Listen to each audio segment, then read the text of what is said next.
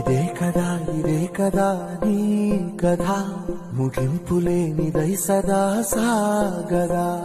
ఇదే కదా నీ కథ ముగింపులేనిదై సదా సాగదా.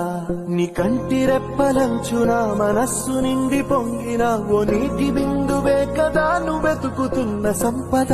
ఒక్కొక్క జ్ఞాపకానికి 100 ఏళ్ల ఆయువుందిగా, ఇంకెన్ని ముందు వేచనో అవన్నీ వెతుకుతూ పదా. మనుష్యులందు నీ కథ మహర్షిలాగా సాగదా.